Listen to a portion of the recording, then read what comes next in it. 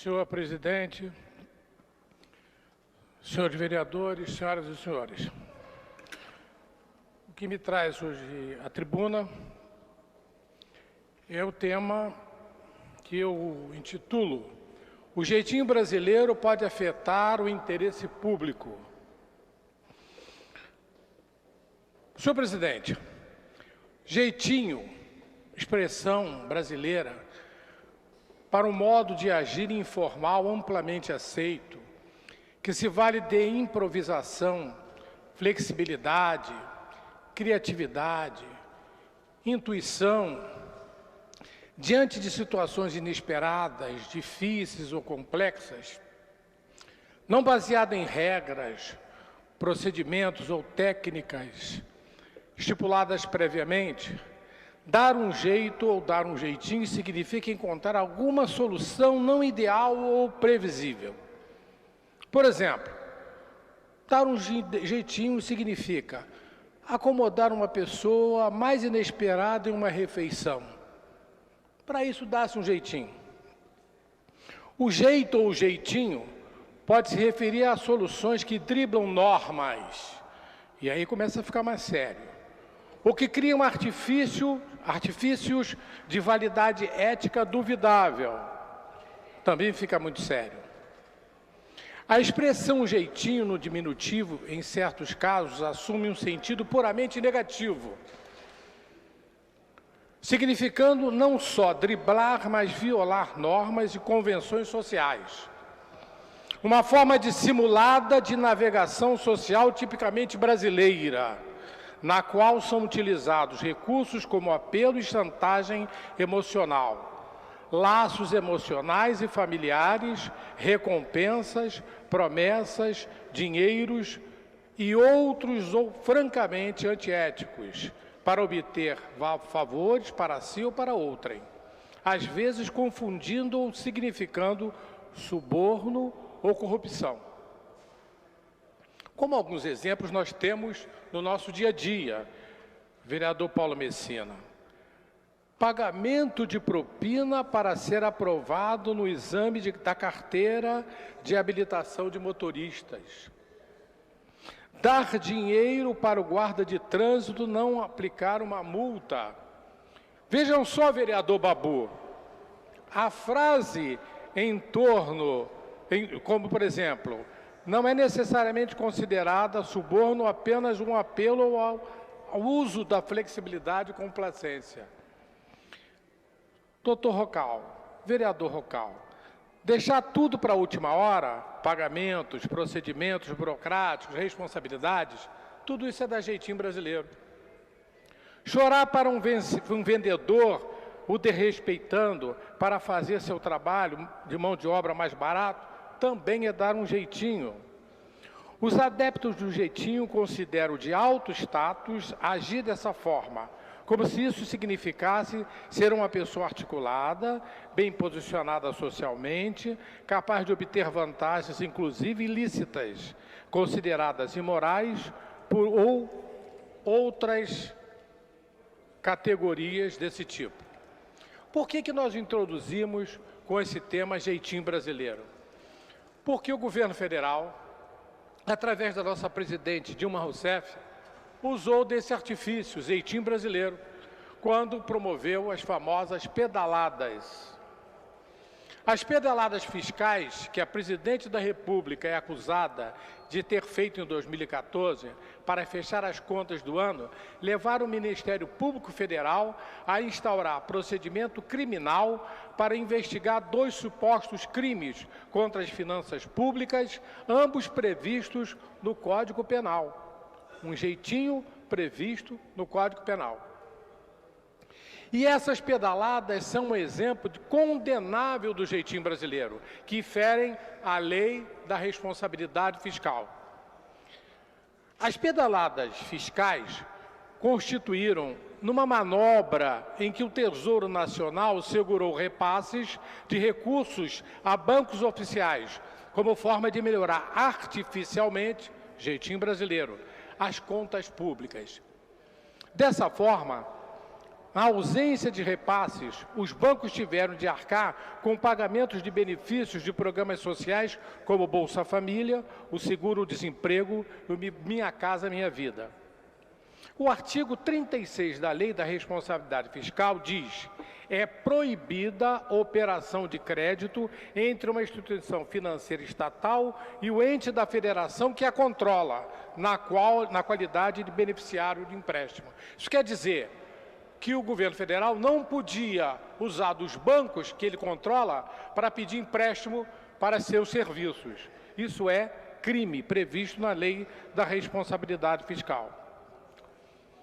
A Lei da Responsabilidade Fiscal foi justificada, quando ela foi criada, pelo costume, na política brasileira, de gestores promoverem obras de grande porte no final de seus mandatos, deixando a conta para seus sucessores. Os mais antigos conhecem, no final de mandato, proximamente ao período eleitoral, numa total irresponsabilidade, os gestores criavam gastos, obras faraônicas e, com isso, deixavam uma herança cruel para os seus sucessores. Por isso veio a Lei da Responsabilidade Fiscal.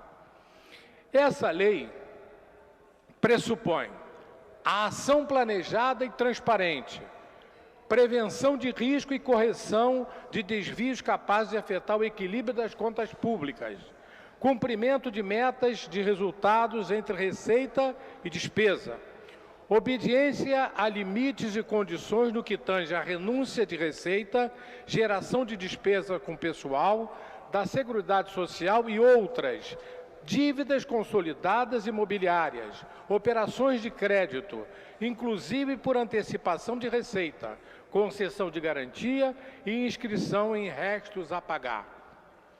As disposições da Lei da Responsabilidade Fiscal obrigam a União, os Estados e o Distrito Federal e os municípios. Por isso, a Lei da Responsabilidade Fiscal é da nossa atribuição também. Nós não estamos aqui falando coisa fora do contexto. Além das pedaladas, foram encontradas irregularidades, como a liberação de recursos para influenciar o Congresso a aprovar a mudança na meta fiscal de 2014. Os gastos acima do previsto foram feitos por estatais, como a Telebrás, e empresas de energia, e pagamentos feitos sem autorização. O TCU, Tribunal de Contas da União, levantou 13 pontos.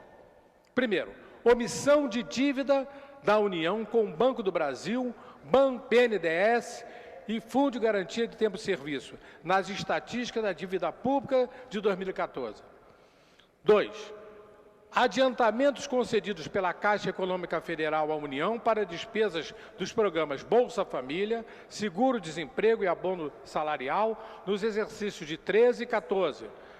São as chamadas pedaladas fiscais, quer dizer, o jeitinho brasileiro dado pelo governo federal para dar uma maquiagem nas suas contas. 3. Adiantamentos concedidos pelo Fundo de Garantia de Tempo de Serviço à União para despesas do programa Minha Casa Minha Vida nos exercícios de 2010 a 2014. Também são pedaladas fiscais.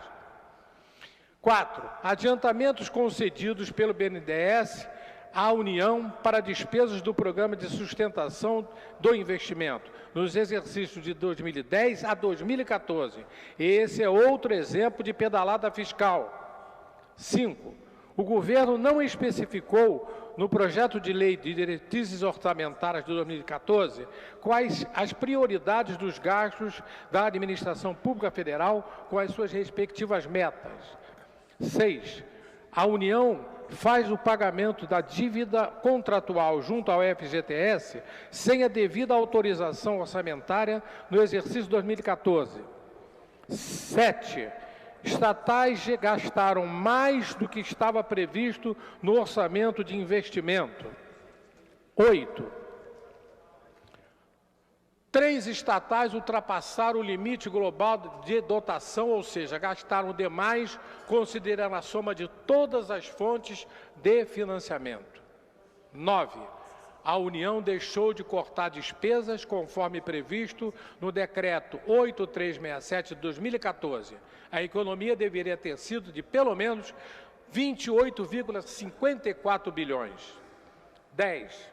O governo liberou recursos na execução orçamentária de 2014 para influir na votação do projeto de lei 36 de 2014, que mudou a meta fiscal prevista para o ano passado.